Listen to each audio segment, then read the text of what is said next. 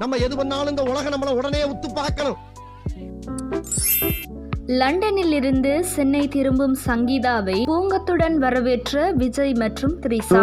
படுத்துற நிமிஷம் தாங்க முடியலையே அப்படின்ற இந்த செய்தி தான் சோசியல் மீடியாவில் ரொம்பவே வைரலா போயிட்டு இருக்கு. அண்ட் இந்த செய்தியை கேட்டு ரசிகர்கள் எல்லாம் ரொம்பவே அதிர்ச்சியில இருக்காங்க. விஜய் மற்றும் சங்கீதா இருவருக்கும் சில மாதங்களாகவே மனதளவில் எவ்வளவோ பிரச்சனைகளை கடந்து வந்திருக்காங்க.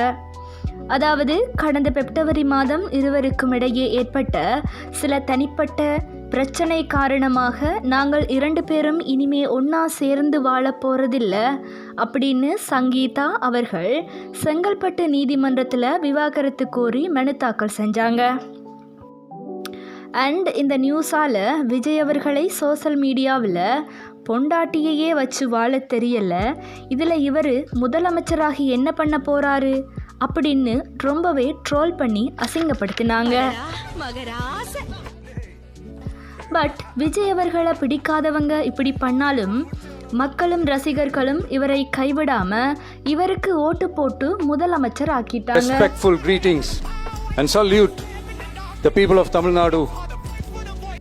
இப்படி இருக்கிற இந்த நிலைமையில தான் இவர் மனைவி செங்கல்பட்டு நீதிமன்றத்தில் போட்ட விவாகரத்து வழக்கை விசாரிக்க இருவரையும் நீதிமன்றம் ஆஜராக சொன்னாங்க. இருவரும் வீடியோ கால் மூலமாக நாங்கள் ஆஜராகிறோம் அப்படின்னு ஆஜரானாங்க. அண்ட் இப்போ சங்கீதா அவர்கள் நான் இந்த விவாகரத்து வழக்கை வாபஸ் வாங்குறேன் அப்படின்னு சொல்லிட்டாங்க. இதற்கு விஜய் அவர்கள் எந்த ஒரு எதிர்ப்பும் தெரிவிக்காததால நீதிமன்றம் இந்த வழக்கை முடிவுக்கு கொண்டு வந்துட்டாங்க. இதனால ரசிகர்கள் ரொம்பவே மகிழ்ச்சியில இருந்தாங்க. அவனை சொல்லி நிறுத்துங்களேண்டா. இந்த மகிழ்ச்சியான செய்தியை கொண்டாட முடியாத அளவுக்கு 80வது சுதந்திர தினத்தன்று திரிஷா அவர்கள் சிஎம் விஜய் செங்கோட்டையில் கொடியேற்றுவதை நேரில் பார்க்க வந்ததால் ரசிகர்கள் எல்லாம் ரொம்பவே கோபமடைஞ்சிட்டாங்க. இப்போதான் சில நாட்களுக்கு முன்னாடி சங்கீதாவும் நீங்களும் சேர்ந்துட்டீங்கல்ல, அப்புறம் எதுக்கு திரிஷா அவர்கள் நீங்கள் போகிற எல்லா இடத்துக்கும் பாராங்க? இதை பார்த்தா மற்றவங்க தப்பாக தான் பேசுவாங்க. நீங்கள் பண்ணுறது தான் ரொம்ப தப்பு. நீங்கள் உங்கள் மகன், உங்கள் மகள் மற்றும் மனைவியைத்தானே கூட்டிகிட்டு வந்திருக்கணும், எதுக்கு திரிஷா அவர்களை கூட்டிகிட்டு வந்தீங்க அப்படின்னு ரசிகர்கள் எல்லாம் அவங்களோட கருத்துக்களை சோசியல் மீடியாவில் பதிவு பண்ணாங்க. அண்ட் இது மட்டும் இல்லாமல் திரிஷா அவர்களை மீண்டும் தப்பாக சோசியல் மீடியாவில் பேச ஆரம்பிச்சிட்டாங்க. அண்ட் இந்த செய்தியை எல்லாம் விஜய் அவர்கள் கேட்டுட்டு இதுக்கெல்லாம் நான் முடிவு கட்டுறேன் அப்படின்னு இப்போ ஒரு பிளான் பண்ணி இருக்காராம்.